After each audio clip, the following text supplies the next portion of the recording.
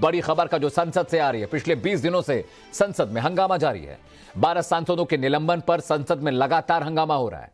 सरकार और विपक्ष दोनों खेमों में बैठकों का दौर जारी है। गतिरोध दूर करने के लिए सरकार ने जिन 4 दलों के सांसद निलंबित हुए हैं उनकी बैठक बुलाई है, लेकिन विपक्ष इससे विरोधी खेमे में टूट पैदा करने की कोशिश बता रहा है। विरोधी दलों की बैठक से पहले मल्लिकार्जुन खड़गे ने कहा कि विपक्षी दल एकजुट हैं और वो सरकार की बैठक में शामिल नहीं होंगे। तो 12 सांसदों के निलंबन पर जो गतिरोध बना हुआ है संसद के शीतकालीन सत्र में, वो अभी भी लगातार चल रहा है। हालांकि सरकार ने बीच का रास्ता निकालने का प्रयास किया है, कोशिश की है। 12 सांसदों के निलंबन पर उन्होंने बैठक बुलाई है 4 दलों के सांसदों की, जिनसे सांसद निलंबित किए गए। लेकिन मल्लिकार्जुन खड़गे ये कह रहे हैं कि विपक्ष को बांटने की कोशिश है और बैठक अगर करनी ही थी तो विपक्ष के सभी नेताओं को बुलाने की जरूरत थी। मल्लिकार्जुन खड़गे क्या कुछ कह रहे हैं, उनका बयान सुनिए। सर, सरकार ये बोल रही है कि जो निलंबित सांसद हैं उनकी पार्टी के लीडर्स को बुलाया गया, इसमें आपत्ति क्या है सर? क्यों नहीं जा रहे हैं आप लोग? अच्छा, आपको पूछो वो लगे बोलेंगे। देखिए, सिर्फ 4 पार्टी 5 पार्टियों को बुला के अगर सारे अपोजिशन लीडर्स को अगर नहीं बुलाएंगे तो क्या मैसेज जाएगा?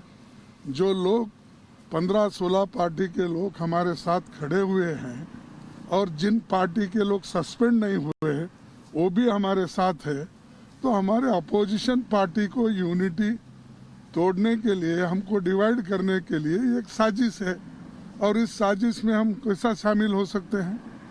आप लोगों ने क्या रुख होगा सर? हमने तो लिखा है कि सभी पार्टी के लोग नेताओं को बुलाओ, ऑल पार्टी मीटिंग करने दो और उसमें ऑल पार्टी मीटिंग में अगर प्रधानमंत्री हो और उन्होंने ऐसा चिट्ठी लिखा है, पार्लियामेंट्री अफेयर्स मिनिस्टर, नेता राज्यसभा नेता बात करेंगे, तो जब सारे हमारे अपोजिशन पार्टी के नेता भी नहीं रहेंगे और पार्लियामेंट्री अफेयर्स मिनिस्टर हमको कन्वे कर रहे एज ए प्राइम मिनिस्टर आके एड्रेस करने वाले हैं। और किसके क्या तर्क हैं इस निलंबन को लेकर, वो भी आपके लिए जानना बेहद जरूरी है, क्योंकि इसी से आप पूरा मामला समझ पाएंगे। निलंबन पर किसके क्या तर्क हैं? निलंबित सांसद माफी मांगे, ये सरकार कह रही है। विपक्ष कहता है माफी मांगने का सवाल ही नहीं उठता। इसके अलावा अगला तर्क क्या है?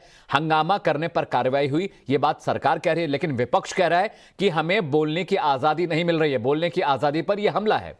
सरकार कहती है संवैधानिक संस्था का अपमान किया गया, इसलिए कार्रवाई हुई। विपक्ष ये कहता है कि किसानों की बात उठाने पर यह कार्रवाई हुई, हमारी आवाज दबाने की कोशिश हुई। सरकार कहती है नियम के मुताबिक स्पीकर ने यह फैसला लिया था कि निलंबित होंगे सांसद। विपक्ष ये कह रहा है कि स्पीकर पर सरकार ने दबाव बनाकर सांसदों को निलंबित कराया।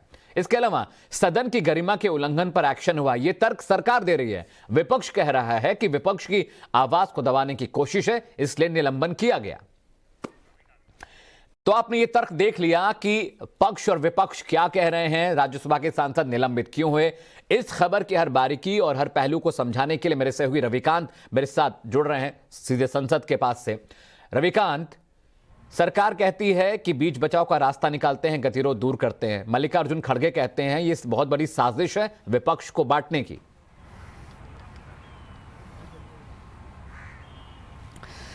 देखिए अमित, सबसे महत्वपूर्ण सवाल ये है कि मौजूदा संसद का जो सत्र चल रहा है उसका आज आखिरी सप्ताह है, यानी सिर्फ 4 दिन बचे हुए हैं। ऐसे में बहुत देर से ही सही सरकार ने एक स्टेप उठाया है कि उन पॉलिटिकल पार्टियों के लीडर्स को बुलाया है जिनकी पार्टियों के सांसदों को निलंबित किया गया।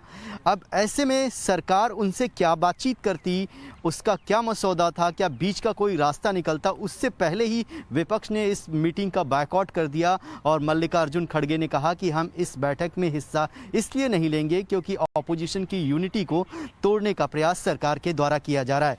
सरकार का सिर्फ इतना कहना है कि जिन सांसदों ने सदन के अंदर, उच्च सदन के अंदर सदन की मर्यादा का हनन किया, जिस तरीके का उनका आचरण था, उसको कोई भी पार्टी या कोई भी नेता जस्टिफाई नहीं कर सकता। ऐसे में अगर वो सदन के अंदर आकर इस बात के लिए खेद व्यक्त कर देते हैं तो ये पूरा का पूरा मामला यहीं पर समाप्त हो जाता है।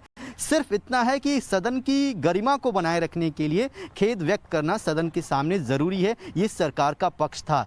लेकिन इस गतिरोध को इतना लंबा सरकार और विपक्ष के द्वारा खींचा गया कि मौजूदा सत्र का आखिरी सप्ताह आ गया, लेकिन अभी भी कोई हल नहीं निकला है। जो बचे हुए 4 दिन हैं उसमें दोनों ही पार्टियां ये प्रयास कर रही हैं, ये परसेप्शन बनाने का प्रयास किया जा रहा है कि हम तो चाहते हैं कि संसद चले, लेकिन सरकार अपनी जिद पर अड़ी हुई है।